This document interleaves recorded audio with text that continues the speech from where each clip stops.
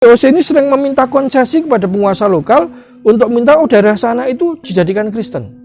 Nah, gitu loh. Jadi seperti misalkan Desa W ini sudah desa Islam, gitu ya. Tetapi oleh VOC dia meminta desa itu untuk dikristenkan. Separuh penduduk Desa W menolak. Akhirnya orang yang menolak itu kemudian diusir dari Desa W dan rumahnya dibakar.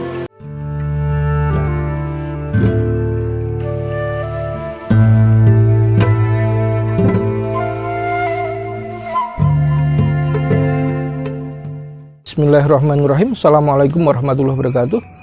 Alhamdulillahirrabbilalamin. Wassalatu wassalamu ala asyrofil mursalin wa ala alihi wa ashabihi ajmain amma ba'du. Setelah kita membahas masalah Kristen sebagai agama terorganisasi dan bagaimana dinamika wacana misionarisme dalam Kristen, maka kita akan membahas tentang bagaimana sih kemudian wujud misionarisme di Indonesia itu. Nah, karena ini sudah terkait dengan relasi antara Islam dan Kristen di Indonesia. Jadi dalam sejarahnya kita sebetulnya tidak bisa memisahkan antara sejarah lokal dengan sejarah global, karena pada dasarnya apa yang terjadi di dalam negeri itu juga berkait dengan apa yang terjadi di dunia, khususnya dunia Islam di tempat yang lain. Jadi kalau berkait dengan misionarisme di Indonesia, ini kita tidak dapat melepaskan diri dari kejatuhan Andalusia oleh kerajaan Katolik. Jadi ketika Andalusia jatuh, kemudian setelah itu Paus Urbanus VI mengeluarkan perjanjian Tordesillas, di mana Paus membagi bumi menjadi dua, yang sebelah barat diserahkan kepada Spanyol, yang sebelah timur diserahkan kepada Portugis. Oleh karena itu, kedatangan pertama kali misi Katolik di Indonesia itu masih berkait dengan euforia ini. Jadi bagaimana mereka sangat antusias bisa merebut kembali tanah Andalusia yang sudah jatuh ke tangan kaum muslimin selama 800 tahun. Nah, ini makanya istilahnya itu reconquista, atau merebut kembali daerah yang sudah pernah jatuh ke tangan musuh. Nah, spirit itu dibawa. Spirit itu dibawa ketika mereka masuk ke Indonesia. Tidak ada spirit perang salib, spirit penaklukan kembali Andalusia. Oleh karena itu sebelum mereka sampai ke Malaka, misalkan ini saya temukan di sebuah buku yang ditulis oleh Ki Sori Mahbubani, judulnya Keajaiban ASEAN. Dia menceritakan bagaimana kemudian euforia ini, penaklukan kembali Andalusia dan kebencian terhadap Muslim itu dibawa ketika mereka bertemu dengan rombongan perahu yang hendak membawa jemaah haji dari Kepulauan Nusantara ke Mekah, yang kurang lebih anggota orang yang dalam perahu itu kurang lebih 200 orang. Karena spiritnya itu masih spirit anti-Islamnya kuat, maka kemudian perahu itu oleh armada Portugis akhirnya dihancurkan dan semua penumpangnya itu dibunuh, kecuali hanya satu bayi yang diselamatkan. Ini jadi dendam itu masih sangat terbawa. Di samping itu, selain dendam tadi, itu juga ada spirit ekonominya. Kenapa? Karena pada saat itu komoditas yang punya nilai sangat tinggi di dunia itu adalah komoditas rempah-rempah. Sehingga kemudian mereka juga berlayar untuk mencari rempah-rempah. Ini yang dikatakan kemudian oleh Brian Harrison, ini saya kutipkan. Jadi kemudian antara perang agama dan perang dagang ini menyatu, dan ini sejarah baru dalam sejarah di ASEAN. Perpaduan aneh antara perang dagang dan perang antar agama yang diperkenalkan oleh bangsa Portugis adalah sesuatu yang belum pernah dihadapi oleh kawasan ini. Ya. Portugal ekspansi ke timur tidak hanya sebuah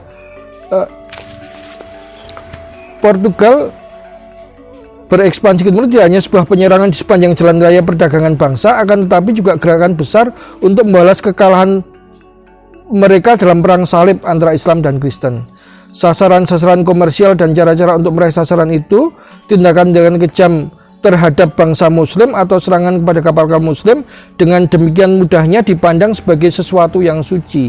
Dengan kata lain, tujuan dari kekristenan itu adalah untuk membuat kekerasan menjadi hal yang suci. Ini kritiknya sangat keras. Dan ini dapat dilihat ketika kemudian armada Portugis itu menyerang Malaka. Jadi menyerangnya itu pada saat waktu itu sultannya itu sedang melakukan pesta perkawinan untuk anaknya. Jadi suasana kota Malaka pada saat itu sedang suasana berpesta karena anak dari sang sultan itu menikah.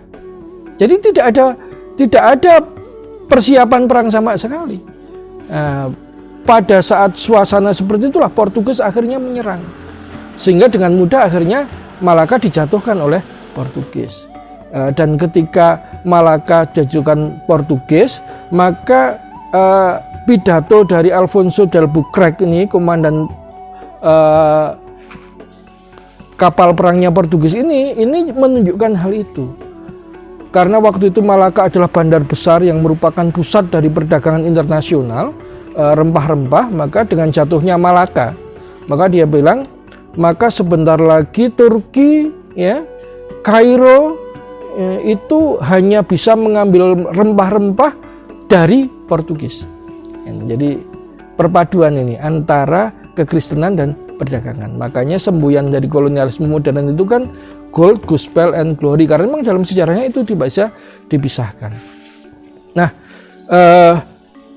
bentuk lain dari bukti bahwa itu juga bukan sekedar perdagangan tetapi juga perang agama adalah ketika kemudian Portugis berhasil menguasai Malaka, maka istana Sultan Malaka, kuburan-kuburan para sultan yang berisi inskripsi luar biasa tentang sejarah Islam itu akhirnya dijadikan sebagai benteng oleh Portugis. Malaka Fort itu ya. Yang itu batu batanya itu berasal dari bangunan masjid dan bangunan nisan-nisan itu, sehingga terjadi semacam penghilangan sejarah. Penghilangan sejarah oleh Portugis, dan ini memang dikatakan oleh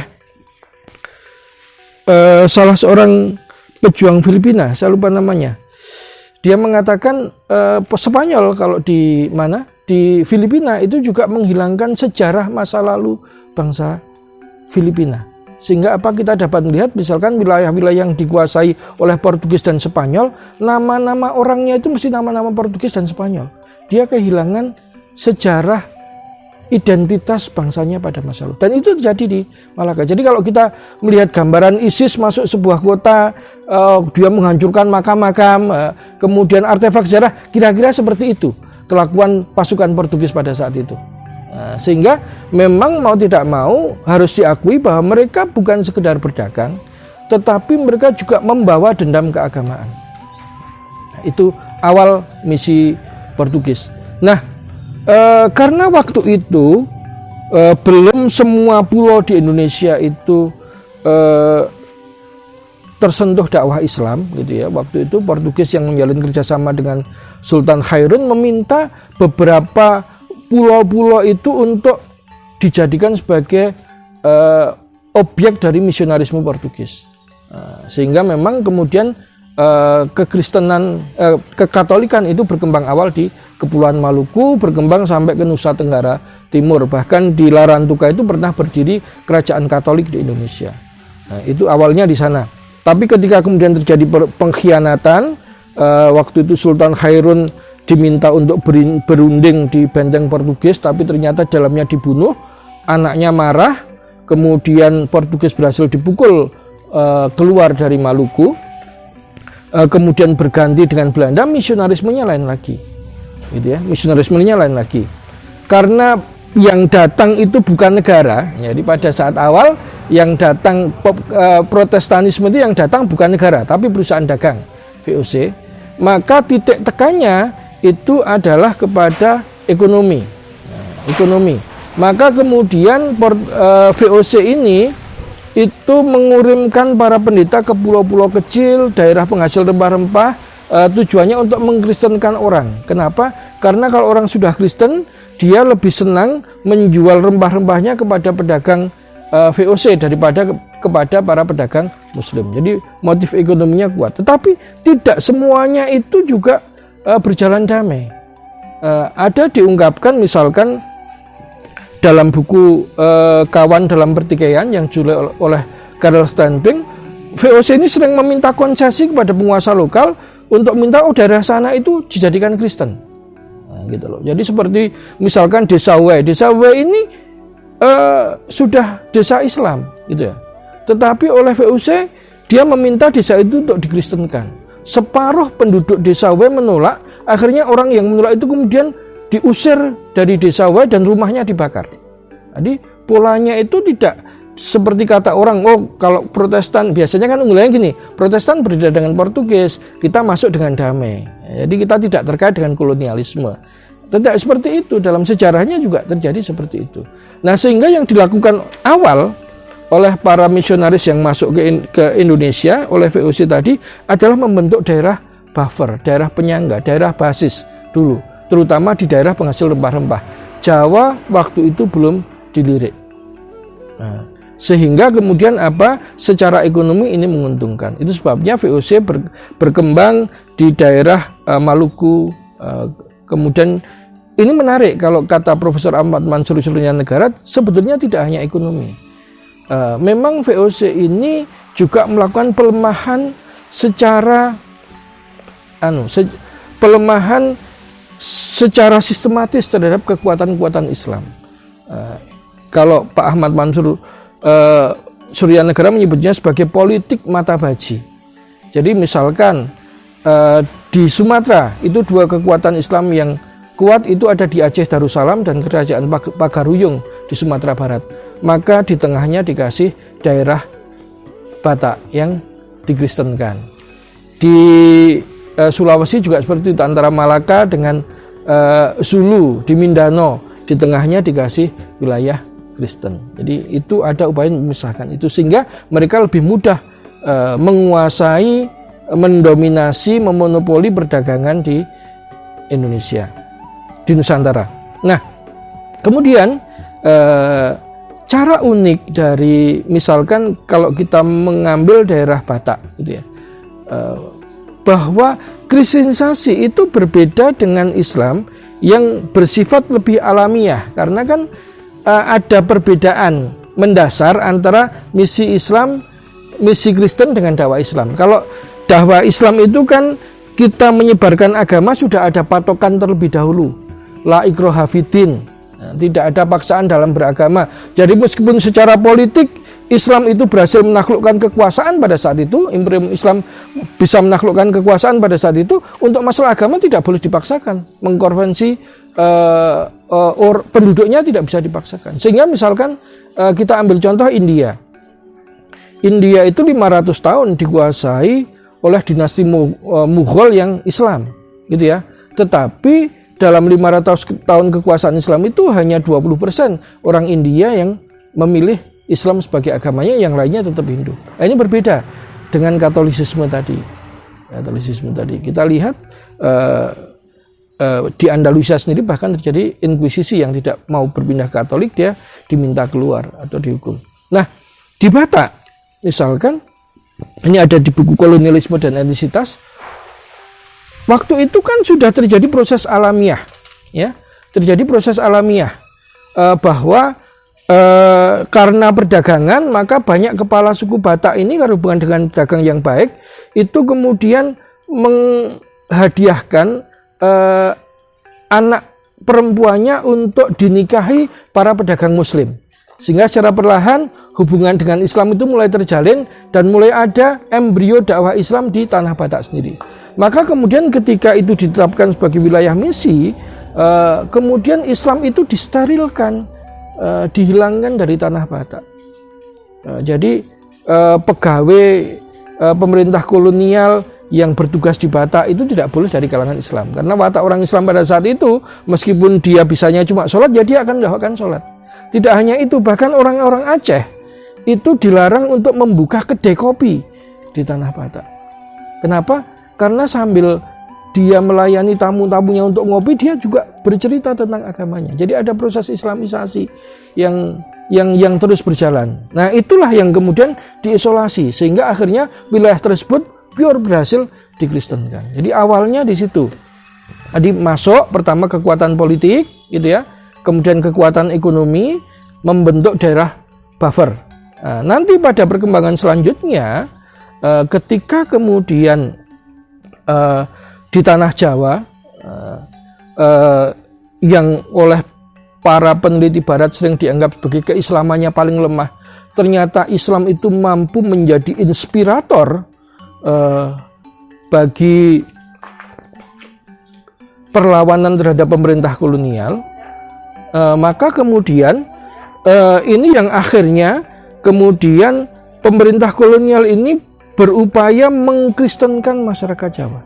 Nah, Jawa itu akhirnya kemudian juga dilibatkan dalam misionarisme. Jadi itu caranya seperti apa? Jadi tadi penyerangan bersenjata, ya, penaklukan bersenjata, perdagangan, membentuk daerah buffer, sampai akhirnya kemudian pengaruh Islam itu betul-betul tidak dihilangkan. Dengan cara apa? Nah, inilah nanti yang kemudian misi ini membentuk satu metode baru di dalam penginjilannya di Indonesia, yaitu penginjilan kebudayaan. Nah, penginjilan kebudayaan itu bagaimana?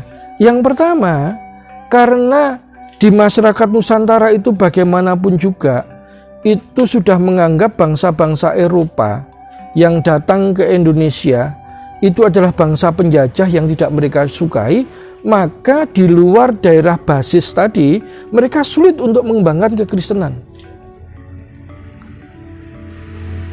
Sulit karena apa? Sudah terlanjur nancap, oh Belanda itu penjajah, gitu loh. Oleh karena itu, pasca perang Diponegoro untuk mengurangi pengaruh Islam, maka kemudian para pihak kolonialisme itu dan pihak misi serta Yendeng itu melakukan intervensi kebudayaan. Caranya bagaimana? Itu ada beberapa hal yang disebutkan oleh Karl Steinbrink. Yang pertama adalah bagaimana pihak kolonial itu memunculkan kembali budaya pra-Islam. Namanya strategi memangkas Islam. Yang pertama kali dinilai adalah memunculkan kembali budaya pra-Islam. Kenapa? Karena ada banyak wilayah yang dakwahnya belum tersentuh dengan baik. Nah, itu budaya pra-Islamnya ditonjolkan kembali. Itu untuk mengurangi pengaruh Islam. Kemudian yang kedua adalah bagaimana mencetak penginjil pribumi. Kenapa? Karena penginjilnya orang Belanda itu orang sudah ada anggapan bahwa Belanda itu orang jahat, ya, penjajah. Maka kemudian mereka mencetak elit di kalangan pribumi yang nanti mereka itu yang akan menjadi penginjil di kalangan masyarakat Indonesia. Nah, makanya nanti penginjil yang populer di Indonesia pertama adalah Konrad Lorenz Cullen. Cullen ini bapaknya orang Rusia yang datang ke Indonesia sebagai tentara bayaran Belanda. Kemudian ibunya orang Jawa. Nah, karena itu dia peranaan Rusia Jawa, orang Jawa akhirnya itu kemudian resistensinya berkurang. Apalagi Cullen mengembangkan kekristenan yang bercorak Jawa.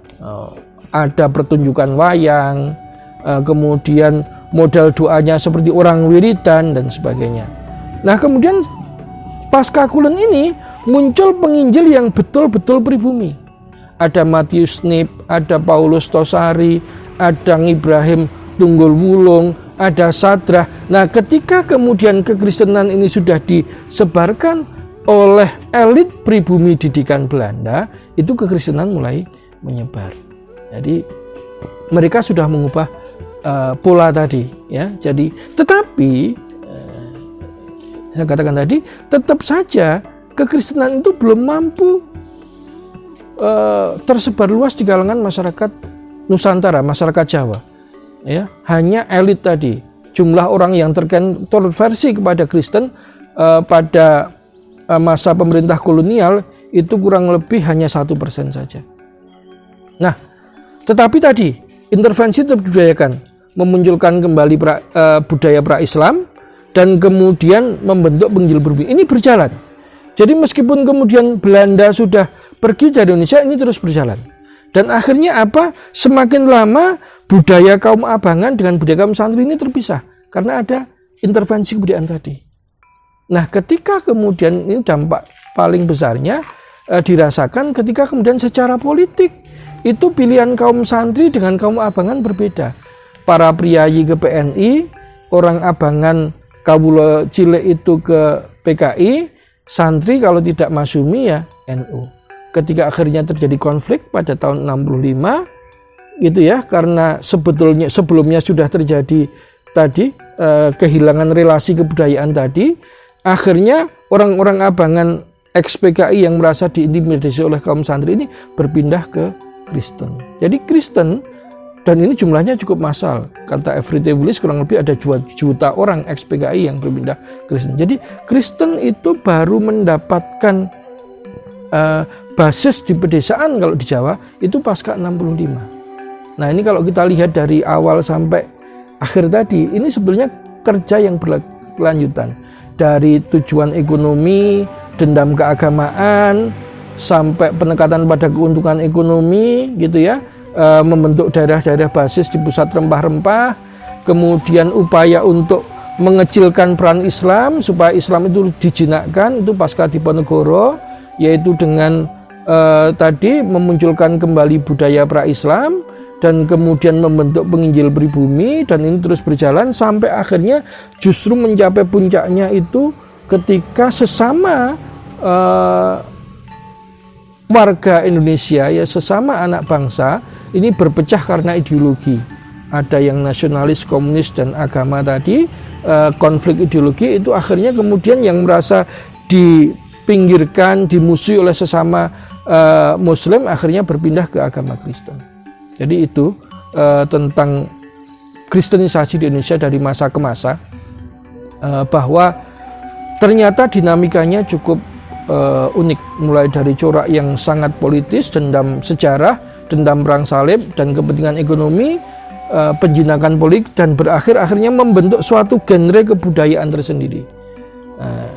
Susahnya adalah kemudian pasca itu corak Islam itu juga lebih banyak bercorak politik. Kita kehilangan relasi bagaimana wacana Islam dengan kebudayaan lokal. Sementara pasca perang Diponegoro itu intensitas kajian kebudayaan oleh pihak Katolik dan Kristen itu sangat intens, sehingga makin lama budaya Jawa itu makin menjauh dari umat Islam, makin mendekat kepada Kristen. Jadi itu mungkin PR dakwah bagi kita setelah kita membaca sejarah panjang misionarisme di Indonesia. Mudah-mudahan saya berharap nanti dari kalangan umat Islam itu juga mau untuk menutupi celah-celah kelemahan dakwah tadi, pemberdayaan ekonomi, wacana-wacana kebudayaan yang kemudian kalau kita lihat sekarang ini itu dikuasai oleh para intelektual Kristen. Sebagai penutup, untuk menggambarkan ini, saya pernah waktu itu di toko buku Gramedia Jogja itu ada expo khusus untuk buku-buku kebudayaan Jawa. Dari 30 judul buku yang dipajang di lapak khusus tentang kebudayaan Jawa itu hanya 2 buku yang bertema Islam dengan kebudayaan Jawa. Itu pun bukan dengan Wali Songo, tetapi dengan Syekh Siti Jenar.